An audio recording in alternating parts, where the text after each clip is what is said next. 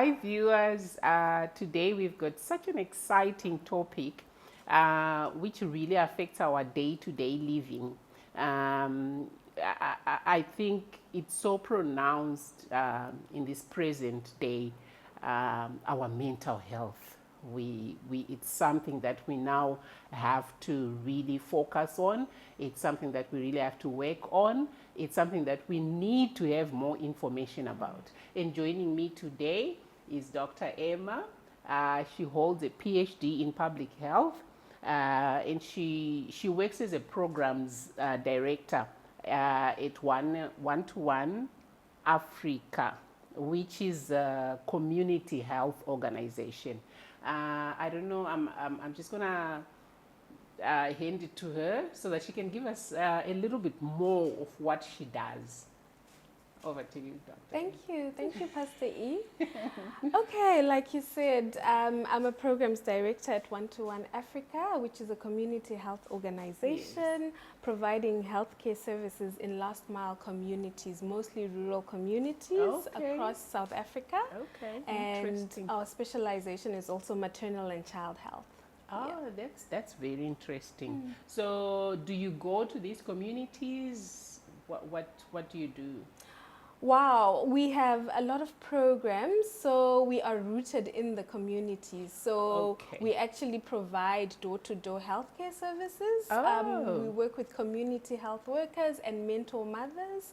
Then we also have mobile clinics that provide the healthcare services in the villages. That's very interesting. That's very interesting. Okay, so we're going to jump right into it. We can't wait. We are so excited. I'm so much looking forward to learning about this topic and, just getting to know more about this mental health, topic. So what exactly is mental health?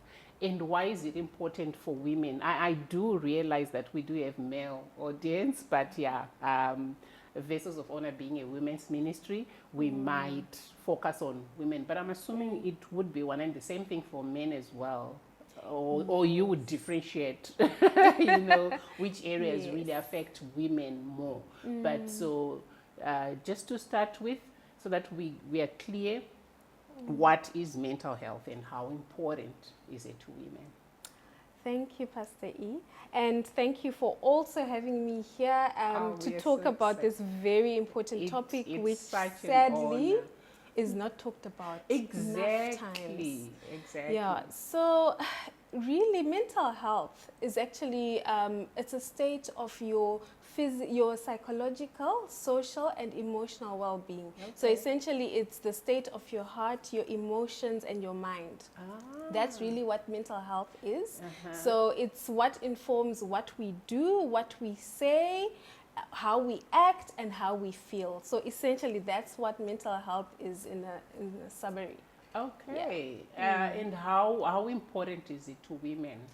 Wow. Mental health is particularly important for women because of the multiple responsibilities that we have as women and because of the uniqueness of our physiology, our body. So we have a lot of hormones that affect our mental health. We also have multiple responsibilities.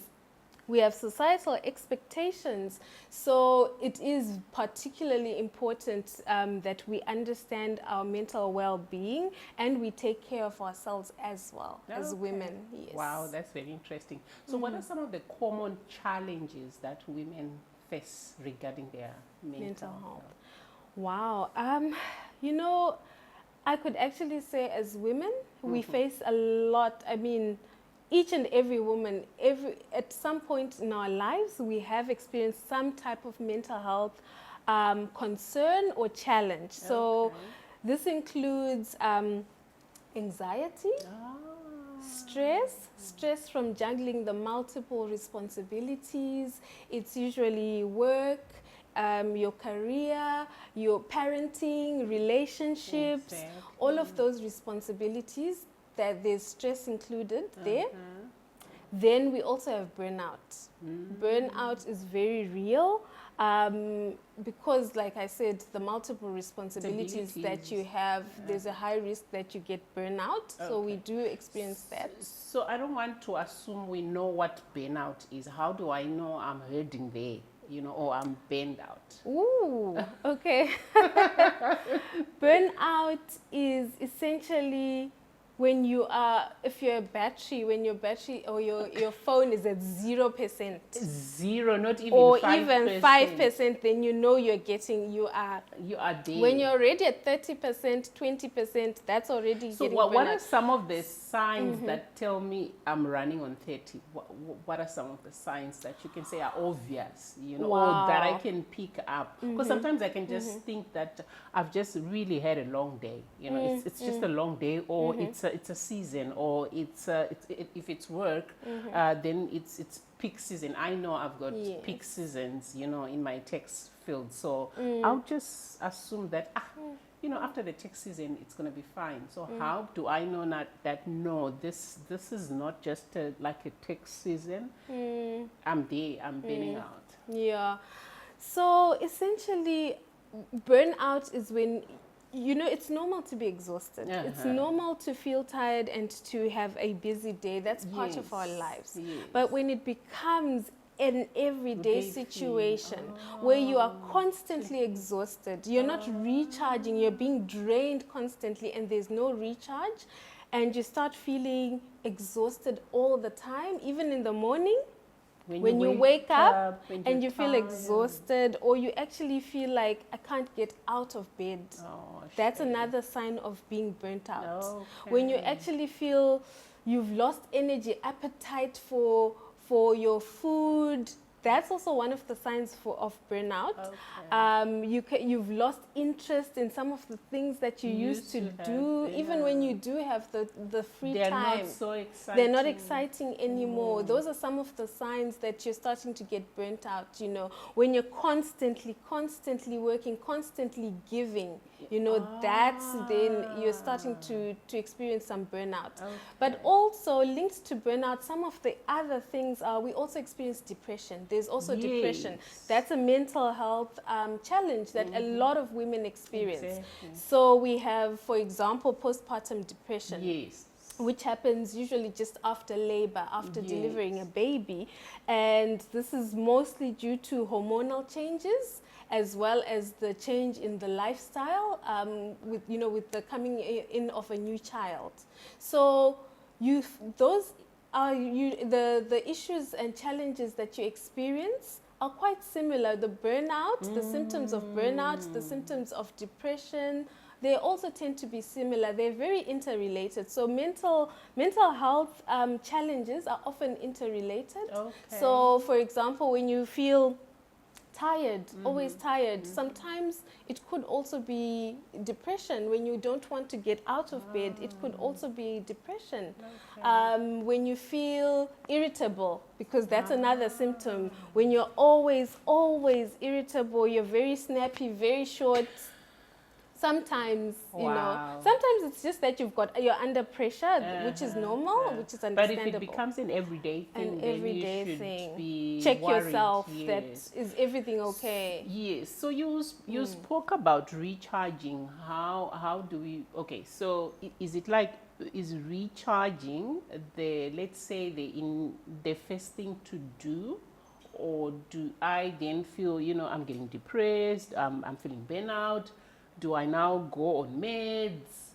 Do I go for therapy? I mean, at what stage? Or do I just try to recharge? And what are some of the things that I can do, you know, before I get into, like, you know, the major now solutions? What can I do to recharge in case that can help me before I really spiral down, you know? Okay. That's a good question. Because yes, we often, you know, a lot of these mental health challenges creep in and we are never prepared for them when they happen. So The most important thing is to have a balanced lifestyle, a balanced lifestyle. So that's the key thing, that you need to have a balanced lifestyle. So when we say a balanced lifestyle, you know, we talked about we've got work, Yes. right? We've got kids. children. We're parenting is a huge responsibility. Yes, and you're You've a got wife. church responsibilities, wife, Yes. community. So all those responsibilities are taking from you. You need to actually find something that gives you energy, something that rejuvenates you. So that's one of the strategies, and we call that also self-care. Yes. So in our field, we I only love call that. it self-care.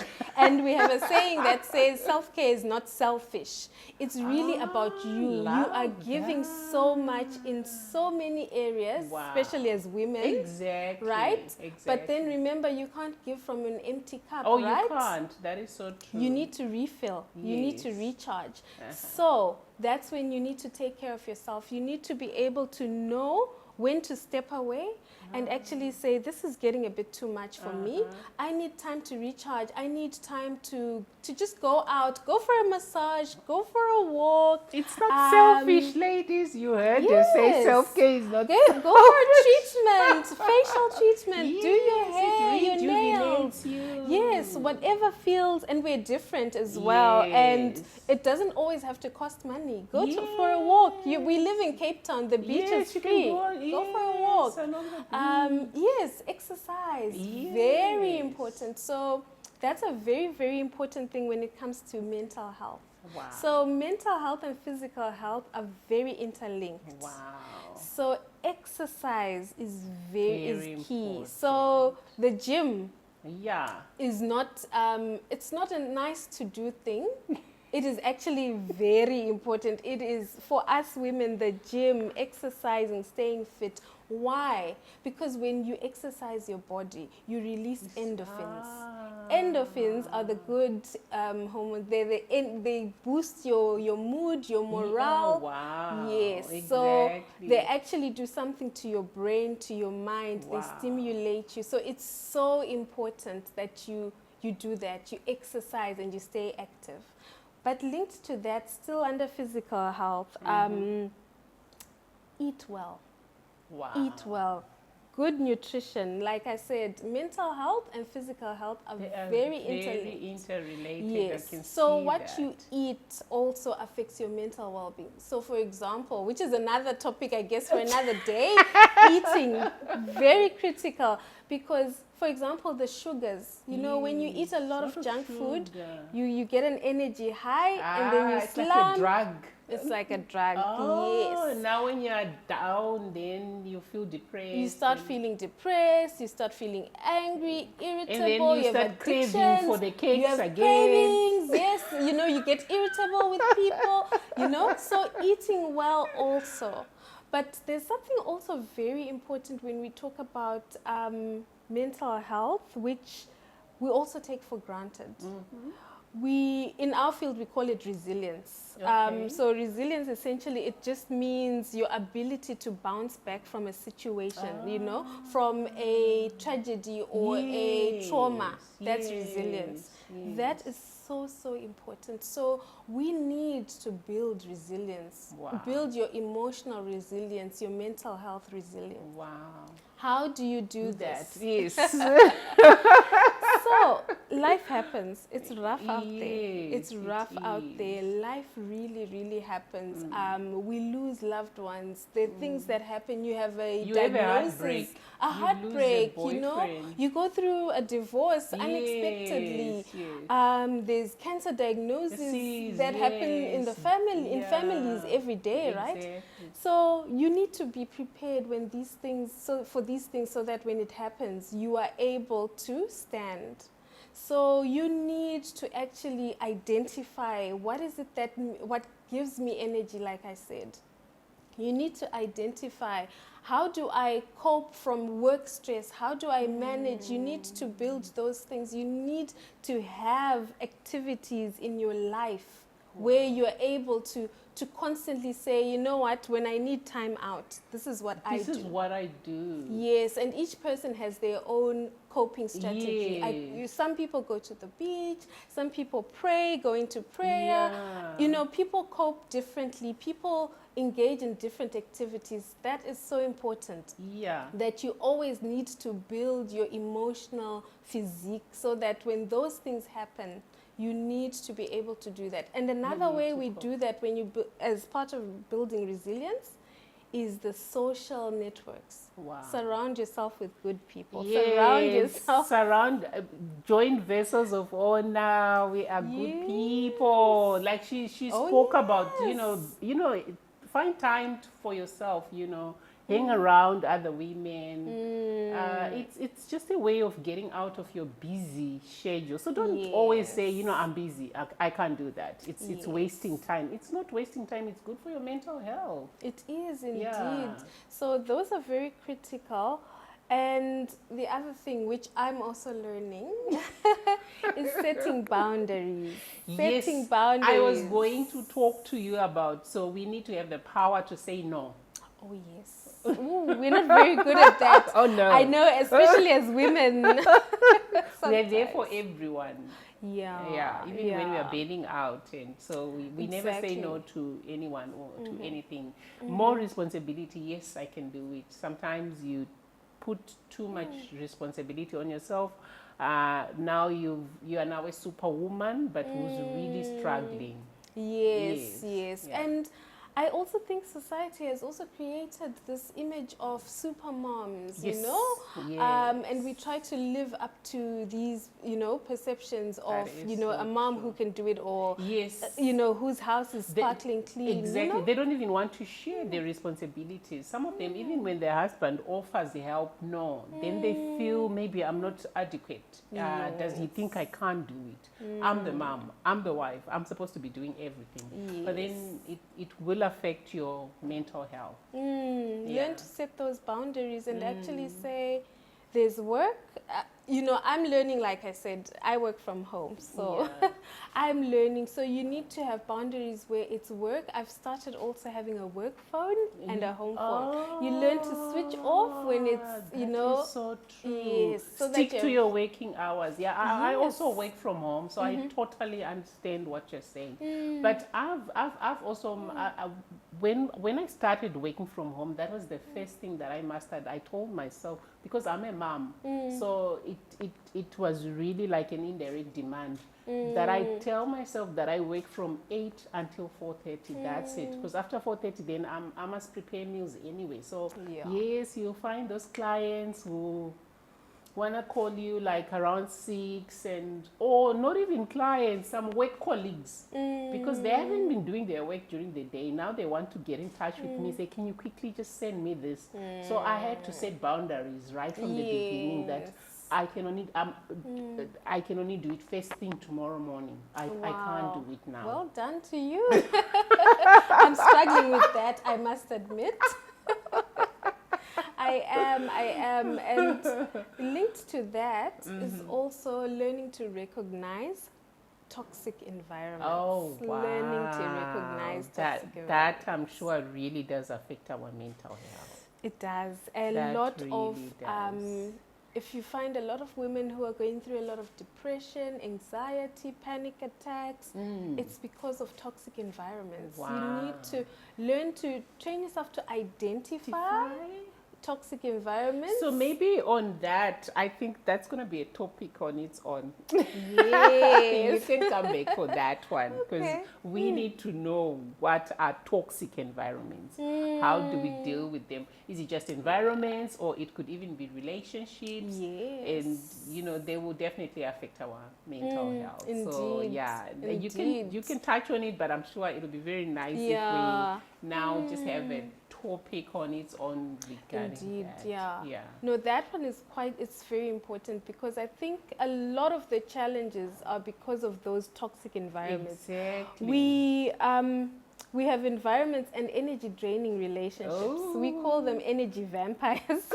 You know, when you have a relationship with somebody who drains your energy, learn to recognize those. So it could be work, for example. Yes, it could be work. The people who are in toxic work situations, and at some point you need to draw the line and say, maybe it's time I look for a new job. Exactly. You know, it's time I move, because it then spills over to your family. That's the thing, because you're gonna take it out on your we always take it out on our loved ones, unfortunately. You come home from work, you've been stressed out, and now you are shouting at everyone. I think you get so impatient with everyone, so it will definitely spill at home. Indeed. It will spill to the ones that you absolutely love. Everybody. And they haven't done anything wrong to you, but Exactly. Yeah. Yes. And, you know, on that also, that also goes on to emotional intelligence, emotional awareness. Yes. That's another critical aspect when we talk of mental health. Exactly. What is that? Let's get into let's that. start there. So, emotional intelligence or emotional awareness. Emotional awareness is being aware or understanding what is happening to you emotionally, in your heart and in your mind. What's going on at the moment? What are your feelings that you're feeling at the moment in the present? So you need to sit down and analyze it for yourself. Yes, so it's an everyday thing. You know, it's like IQ as well, intelligence as well, right?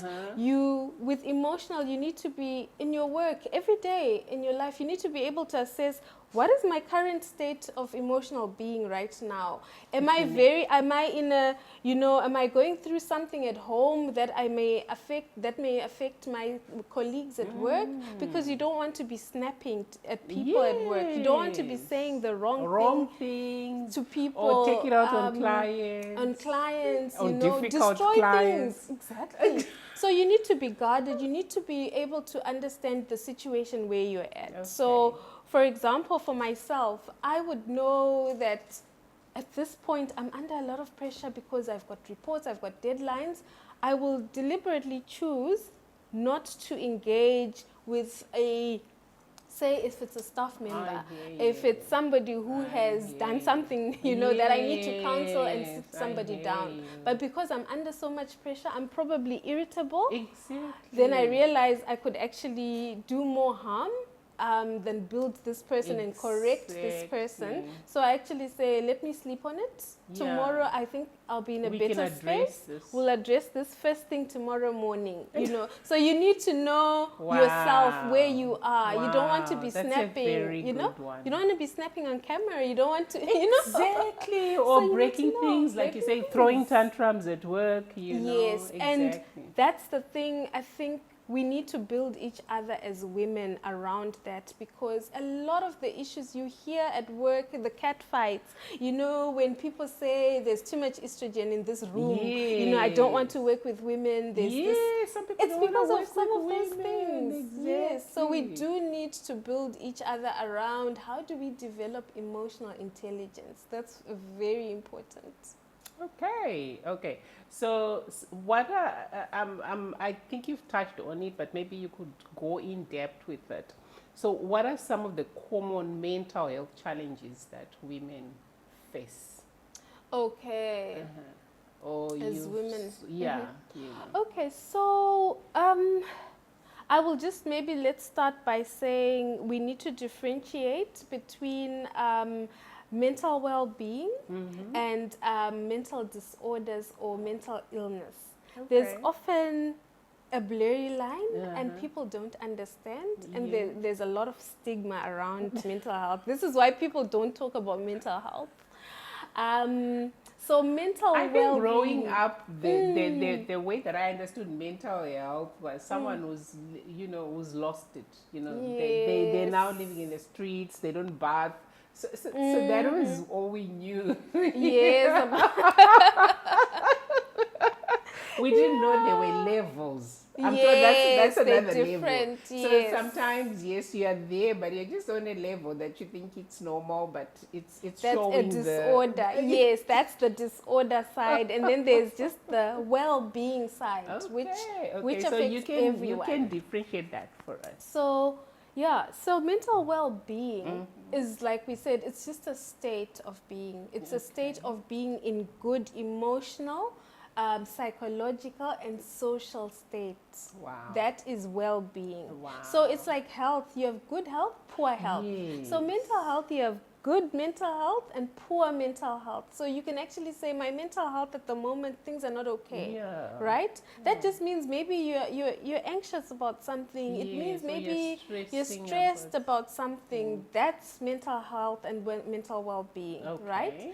Mental Disorder. illness or disorder is an actual condition. Okay. So it is a health clinical condition, and that is a diagnosed condition. One. So there are different ones. So we have, for example, we have PTSD, which is post-traumatic stress disorder, which is when you have a breakdown after a traumatic event, right? Okay. We have OCD as well, which is obsessive compulsive disorder. And I think this one so is it normal? Because I believe there are some of these things we've made them very normal, like OCD.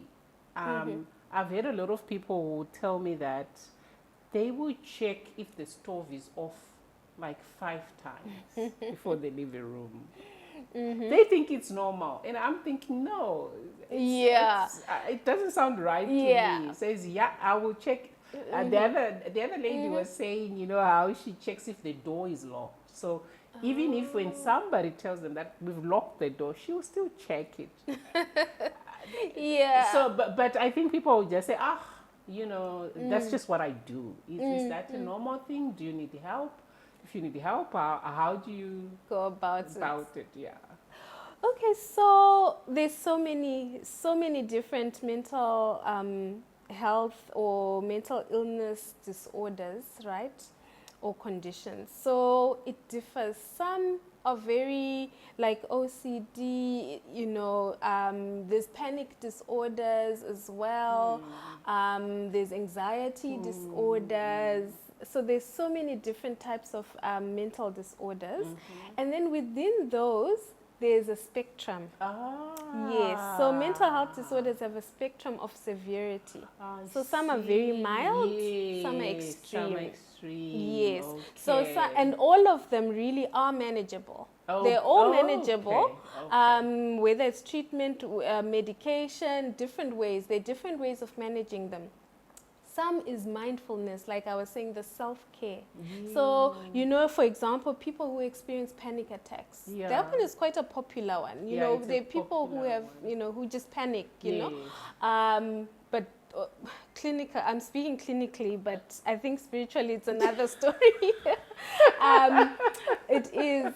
But yeah, there are people like that. Sometimes it's just really about, you know, reassurance, self-care, just being in the moment. So there's certain things that you can also do, small or maybe things. avoiding situations that trigger You. Exactly. Yes. So that's also important. You know, you now understand when you have that emotional awareness as well. You now know what are your triggers. You know, even with conversations. Sometimes there are people at work who trigger you, you know. So and they don't even know they do it innocently. So you just make a deliberate decision to actually just stay away from certain things. Those right? are the toxic, I think, environment. Yes, exactly. Exactly. But in terms of going back to your question, how do you know and what do you do? I think for the mental disorders, I would say the Christian in me would say actually the first thing would be to pray about it. Pray about it. Yes, that's very important. That is very, very important. Pray about whatever you're going through. Yes. Right? Because I believe the Holy Spirit, God, you know, guides us and leads us in all things, right? Exactly. But at the same time, I would also say seek medical attention. just go to a clinic, a healthcare worker, a GP, a doctor. They will then diagnose. Okay. Yes, so that's the important thing about mental disorders. It has to be clinically diagnosed. So again, we've got, such a wide audience. So I don't want to assume everyone knows. When I go to seek help, who exactly am I looking for? Where am I going to regarding my mental health? The starting point is any healthcare worker. That's the starting point. A clinic And then or I a ask for doctor or a GP. No, you start with them. You tell them your condition. So because they are clinical people, you're trained in terms of assessing. So before it can even go to a specialist, they list as well. That's yes. what I was saying. Yes, there's psychologists, there's psychiatrists, there's so many different types. So on that one, what's the difference between the psychologist and the psychiatrist? Wow, they differ. Even just don't like go, but just too deep. Yes. In English. I don't think I even know how to go. I think psychologists are very broad. They cover a range of topics, and we have different type of psychologists as well. So there's clinical psychologists, but within clinical there are different types of psychologists as well. Psychiatrists also are there. They deal with it's also another I think in the medical we would say that's a secondary level in terms of your basic. You start with a nurse or a doctor. Yes. Those ones, that's now when you have an issue that it's a specialist service. So it could be, for example, psychiatrists deal with conditions such as like schizophrenia, those clinical conditions. So the starting point, I would say, don't even think about psychologists or see, we didn't know. Just go to the. Then I'm like thinking, oh well, I can't afford the psychologist. So I'm just gonna stay home. Not knowing. No, I can still get help even at the clinic. Yes. So is it? I'm gonna ask about people who are suicidal. Is that a mental health thingy? It is. Okay. It is. So suicide is also one of the mental health challenges. There are people who do experience the need to say, I can't do it in life anymore. I just want out, right? Because of maybe the challenges. So this is why we were talking about the resilience, right?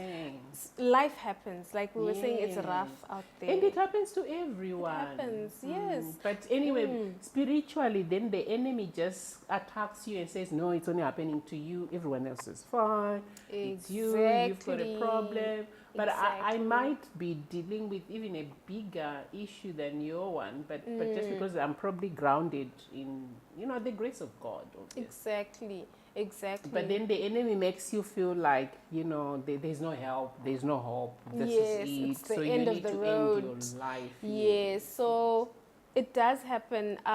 Normally, it's also a reaction. Normally it's a reaction. So you have different things. There are people who are also just suicidal in terms of without any incident happening, as a mental disorder, right?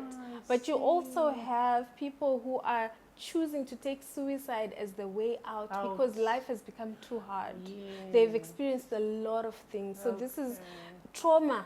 A lot of trauma or life incidences, things happen in life where you then say, I can't. So in my field, the main thing I deal with in my work is HIV. So you have women, we deal with pregnant women.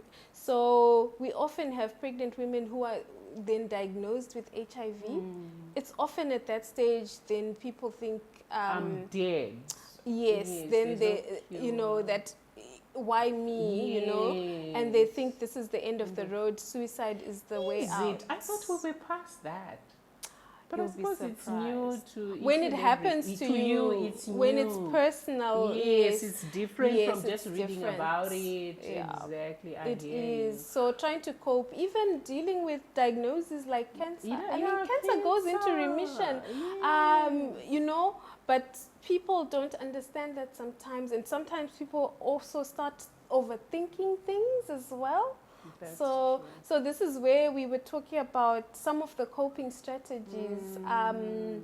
We're saying as Christians, we are blessed to actually have the Holy Yes, Spirit, that is so true. because He's our helper. That is so He was true. given to us by Amen. as 'Cause the As the helper. helper, because God knew, Yes. you know, it reminds me of John 16:33, which says, in life you'll have trouble, but take heart, I've overcome the world. Indeed. So yes, you will have trouble. It's sort of guaranteed. Yes. But when you run to God, then He has the solutions. He'll help you.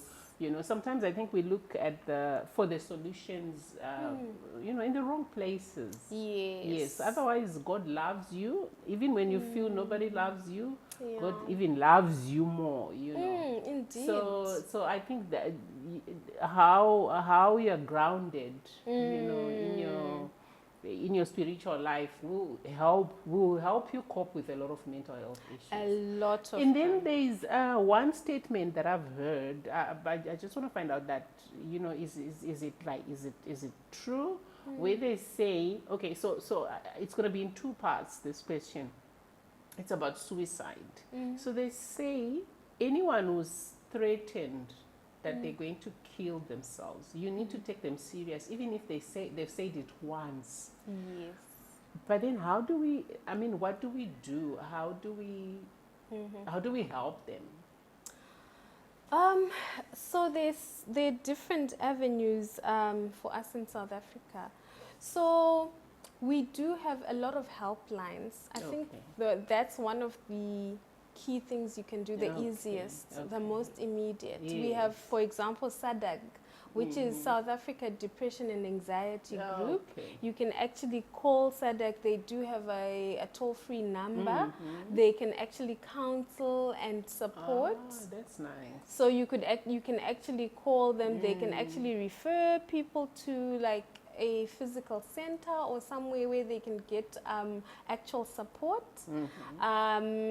You also have a lot of, I would also say, counseling. If you've got access to counselors as well, I think never take it lightly when somebody talks about suicide and wanting to kill themselves. The scary part is, you know, they have, in most cases, eventually when they get to commit suicide, there's always somebody who says they were always talking about, you know, committing suicide, and we thought they were joking. No matter how lightly they put it or they'll joke about it, eventually they're gonna do it. You know? Exactly. So yeah, I think that's why we need to take it very seriously. We do have quite a number of toll-free hotlines that resources that people can actually tap into. You know, I'd be happy to also share some of those as well that are available in South Africa. Yes, I Zim think we also have. what we'll do is we're gonna put them, you know, under the video, this one, and then people can take note. Yeah, I think that's numbers. so important that people have those resources available. So, just in closing, because I think we've sort of touched on most of the questions, although not in the order. Just in closing, we did mention that, you know, people don't talk about mental health. Why is there still stigma around it? I think for us, I think one of the things is, like I said, it's not understanding, lack of knowledge. So there's a lot of misconception and misunderstandings between mental well-being and mental illness or mental disorders. So people are scared that if I say I'm feeling anxious, I'm feeling depressed. I think People are really especially scared. as Christians, we judge those who suffer from We judge depression. each Then other. we are like, you're not praying more, you're not Exactly. in touch with God. So I think we Yes. should never do that. We should never judge No. people. Instead, if you think someone is not praying enough, then pray for them. Exactly. Yeah. Pray for them and just be there Just for be them. there Just for your them. physical presence actually makes a Exactly. difference in someone's life. Yes, it life. does. And checking on them, Yes. just that phone call, how are you? How are you doing? Yes. Yes. That makes a huge difference. It does. And I think as women, we actually need to create those spaces, safe spaces. We need to normalize talking about mental health. It's Exactly. okay not It's to be okay fine. not to be It's fine. okay to say, today I'm feeling overwhelmed. Today I just can't do it. It's okay. We don't need to be perfect. We don't need to be super moms. We don't. So those are those we judge each other, like you're yes, we saying, as do. women as well. It's Exactly. okay to go to an event with a duke. You Oh, know, my oh, hair is not up. You know, it's No, no, fine. no, no. In my case, it's got nothing to do with my hair. I absolutely love books. You see, it's okay to actually just I feel go. more confident in Yeah. them. So people, we put so much pressure. Something must be wrong with her life. Yes. Her hair is not up to, maybe you've Exactly. always We're gonna seen me with my send hair at people, 5, yes, to mental health institutions. Anyway, so Exactly. let's say, like you spoke about spectrums, right? So let's say now things have really gone bad. Like I was saying, when I was a child, the only mental health that I knew is those people who are now living in the streets. Yeah. Because I've always wondered, do they have relatives? Nobody checks on them. They're now living in the streets. They're so dirty. Obviously, the hair is yeah, and obviously it's mental health. Are they hospitals that are free that people can be checked in? It what is okay when it gets to that stage? Were there earlier symptoms that we could have dealt with that it's heading this way? It's not just like, it's not just a bad day, this child. Okay, maybe how do we pick it up in children? Because they can't really articulate their feelings yet. So how do I pick up that, no, something is not right with my child? I don't have to wait until they are now teenagers and probably they're now struggling with suicidal thoughts.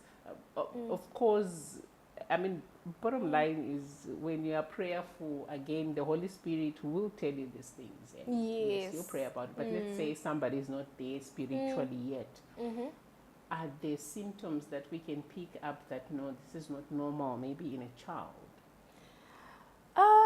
Like yes. nowadays, then you have autism. Yes. So yes, there are quite a lot of things, of mental health disorders that actually start from childhood. Okay. Yes. So you have a lot of them. They are so many you can't even mention. You'll be surprised. Wow. And they all have different names, clinical names. Wow. There are so many. And I think, which is maybe another topic, is about Yes. parenting. What we, in my field, we talk about, because one of the programs that I have oversight over is on parenting and understanding children, so the parent-child bond. Yes. So we really encourage parents to know their child. Okay. So it's important. So to let spend me get time. this right. This is a normal child. It's not even a child with mental health issues. Maybe or maybe or not. maybe not. But any child. Okay. You must know your child. Okay. Spend time. So we call it parent-child attunement. So that when something is off, you pick it are up. able to quickly pick it up, and sooner than later. So Amen. every child is different. Yes. So there isn't, I wouldn't be able to say these are the signs for this condition. For this, exactly. Yes, there are specific clinical ones that psychiatrists, child psychologists as well, that they use. And there are different therapies. For example, we use toy therapy, but that's really for early stimulation and for bonding with the mother and child. So when you spend time with your child, you're able to know the traits of your child, how my child behaves. When something starts going off, you're able to say something doesn't look right. Exactly. And when you're talking about the under fives, because those are the ones I work with. Yeah. When we're talking about the under fives, we have, you know, the South African government is so great, Department of Health. We actually have the Road to Health booklet. Okay. So in the Road to Health book, it's your clinic card essentially. Yes. The one, Oh, yes, okay. yes, Okay. that clinic card. There are developmental milestones there. Okay. So they show different developmental milestones of a child, where a child is supposed to be. I think even in Zim, Yes. our cards are also like Yes. that. That, you know, it's Yes. a certain, they should be crawling, they should be walking. Yes. They should be, So there's also cognitive development as well, which is very much linked to mental health. Yes. So it shows you what a child should be doing at what particular age. Yes. So when you look at that, you're able to, the health facilities and healthcare workers, we're supposed to check that when children come for immunization anyway. But it may not happen. Okay. So you need, as a parent, you need to be able to check and say, maybe my child is developmentally behind or different. And not always necessarily, it's not a disability always. Parents are scared because sometimes they think it's a disability. Exactly. Sometimes it's a they really delay. get worried. Yes, maybe it's a, so with some mental disorders, like I said, they can be managed. Sometimes some can be treated, right, depending on what it is, right? So you also have like attention deficit disorder. You know, you have Yes, the children who also ADD. have those, Yeah. yes. So some of these things are managed. You learn how to manage and cope with your child. So those are the things you can do as a parent to identify. But again, the first point of call is your healthcare worker, a nurse or a doctor. They will then assess, they provide the basic screening. Then they make referrals. So it's like you can't just go to a psychiatrist. The psychologist you can, because they also do counseling and that other support. But other clinical mental health specialists, you would need to start with a doctor, and then they refer you. Because sometimes maybe we are overthinking it as well. Maybe it's something very minor, you know. Yeah. Wow.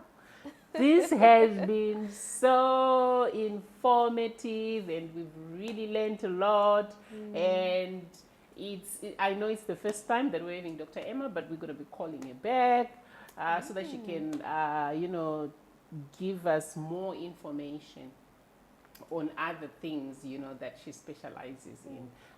Because we are a ministry that wants people to not only learn about, the Word of God, but we are very practical. So, mental health, we can't just ignore it. We can't just be judging people who are depressed. We need to know what they're going through. It's major stuff, that they're dealing with, and then we come and then we just judge them.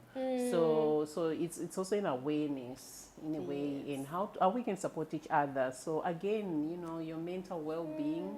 You need to assess where you are emotionally, mental wise.